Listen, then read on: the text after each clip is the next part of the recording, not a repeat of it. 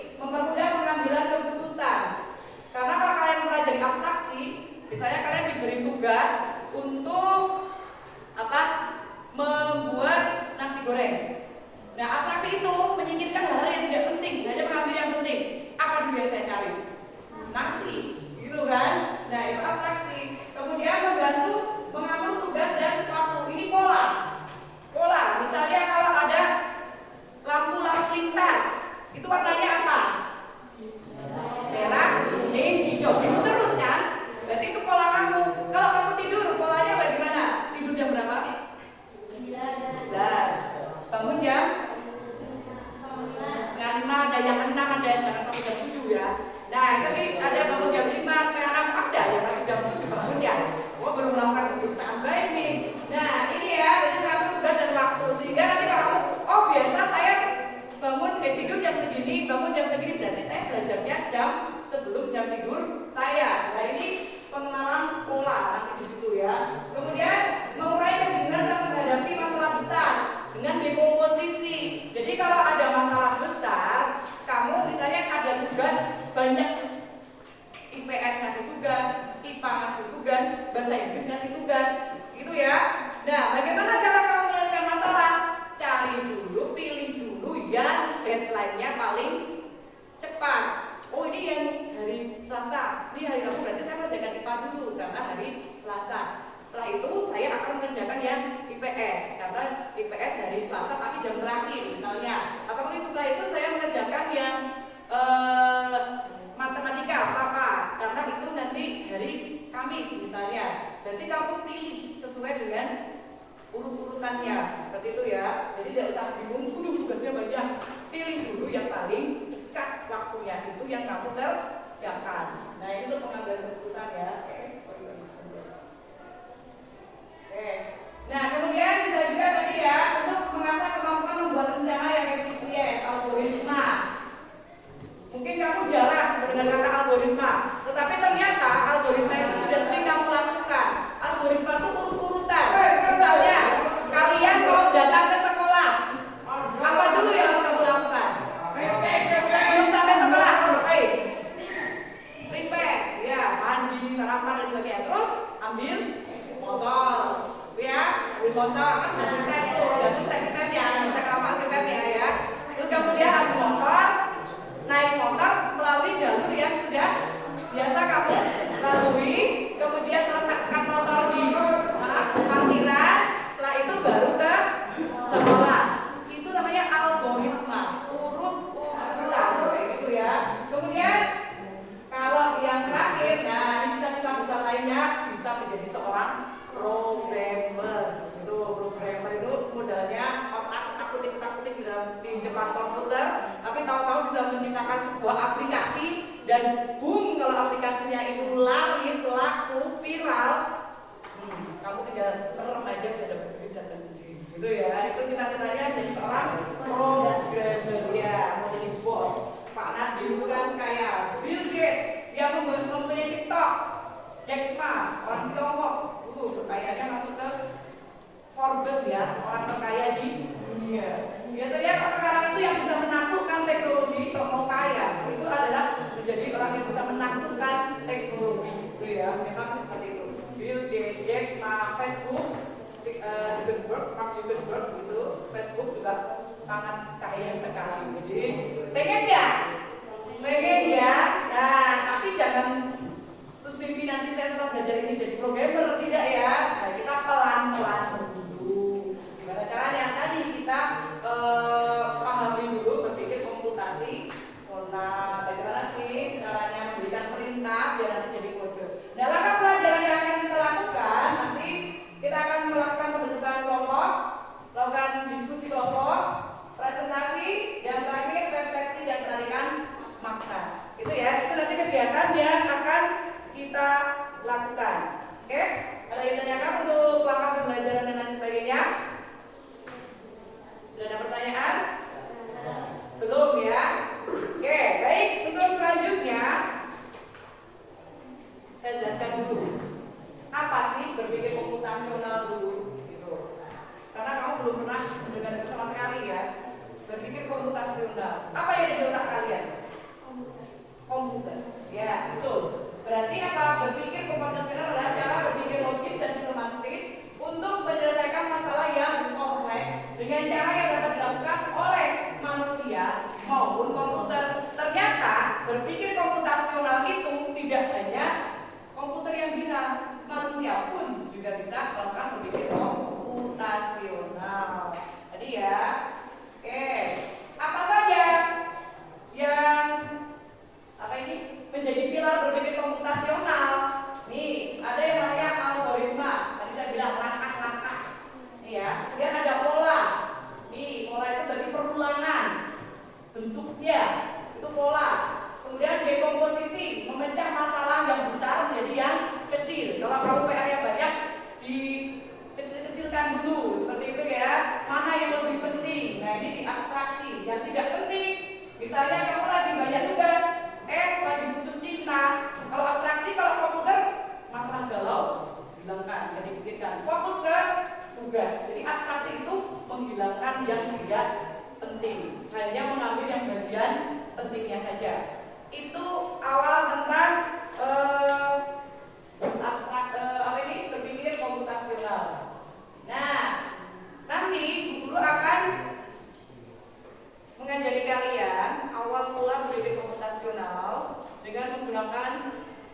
blocking games. Nah, sinyalnya ini.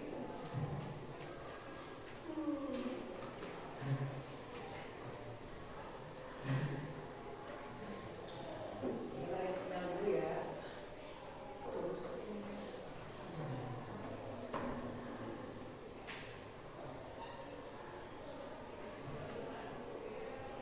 Ya. Nanti di kelompok kalian akan mempelajari apa sih itu tadi di komposisi, algoritma, kemudian abstraksi dan lain sebagainya, gitu ya. Nanti kalian mencatat di buku tulis masing-masing dengan cara men-scan nanti barcode, ada barcode di sini. Ini nanti adalah materi yang memuat materi tentang berpikir komputasional. Jadi langkah pertamanya nanti kalian akan men-scan barcode ini dulu, kemudian nanti kalian cari informasi tentang lebih. Tadi buku baru sekilas-sekilas ya. Baru di komposisi itu apa, algoritma itu apa, abstraksi apa, penerapan pola itu apa. Lebih jelasnya nanti kalian bisa melihat di YouTube. Kemudian nanti catat, buat ringkasan, tulis di buku tulis masing-masing dengan cara men-scan barcode ini. Semuanya bawa HP ya. Ada kuota? Ya nanti saling berbagi ya dengan teman-temannya. Nanti ini kalau sudah di dalam kelompok saja. Ya, oke, kita demonstrasikan dulu. Ini nanti permainannya adalah blocking game, menyusun pola. Kita akan mencari algoritmanya. Apa aja tadi masih ingat? Terus mengenalkan pola. Ya, dekomposisi. Ya, oke, benar. Abstraksi. Oke, videonya sudah. Algoritma tadi adalah urut-urutan. Nanti kalian tantangannya adalah menjalankan orang yang seperti kayu ini, ya. Bagaimana caranya? Kamu beri perintah dengan blok-blok yang ada di sini. Iya kan? Agar dia bisa jalan mencapai tujuan. Ya kan kayak di Google Map kan? Caranya bagaimana? Nih saya kasih contoh dulu, nanti kalian lakukan. Misalnya kalau saya hanya satu, bisa nggak? Enggak, berarti tidak bisa. Apa yang dilakukan? Ya, nanti harus berpikir kritis. Oh, berarti itu kurang bu, tambahin lagi, gitu kan? Yang bergerak maju. Butuh belok kiri, belok kanan tidak? Tidak. Mengapa? Karena jalannya lurus. Ngapain belok kiri, belok kanan? Malah nyasar nanti ya. Karena ini jalannya lurus. Oke, coba ya kita jalankan program. Tadi Bu Guru gagal ya. Yuk, kita jalankan program. Sampai. Nah, ini yang muncul di sini ada tulisan apa itu? Move forward. Ini ya, bisa dibaca ya. Ini dimasukkan, ini adalah codingnya. Itu coding. Jadi nanti kalau kalian mau membuat sesuatu aplikasi menggunakan bahasa seperti ini, move forward, ya tanda kurung itu artinya apa? Ini ada namanya semuanya. Ini rumus codingnya. Jadi ini adalah algoritmanya, langkah-langkahnya, langkah-langkah untuk menggerakkan blocking games tadi level 1 gitu ya. Apa berarti? Move forward. Turun ya. Terus 2 kali ya. Kita ikuti persis dengan yang ada di tulisan saja. Kemudian pengenalan pola. Polanya bentuknya seperti apa itu? Lurus. Ya, tadi garis lurus. Garis lurus.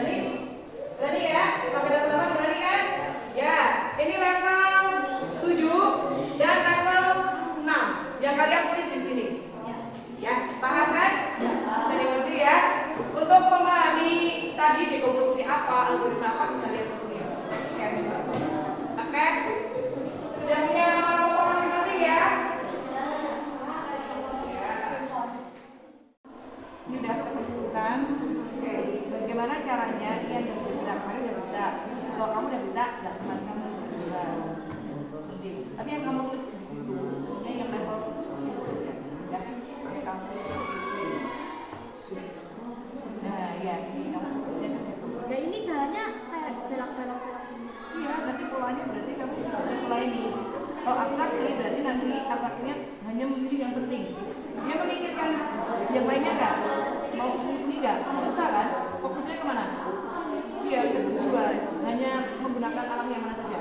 Terus Belok kiri, terus ke kanan, terus nih dan kamu nanti di atas kunci mengabaikan jalan yang lain yang tidak menuju ke tujuan. Jadi karena mengambil yang yang tidak digunakan. Kamu fokusnya hanya di jalan yang digunakan. Gitu ya? Paham ya? Itu untuk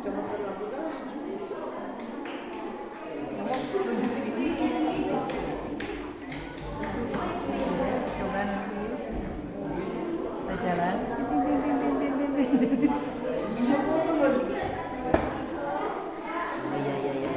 Bisa kan?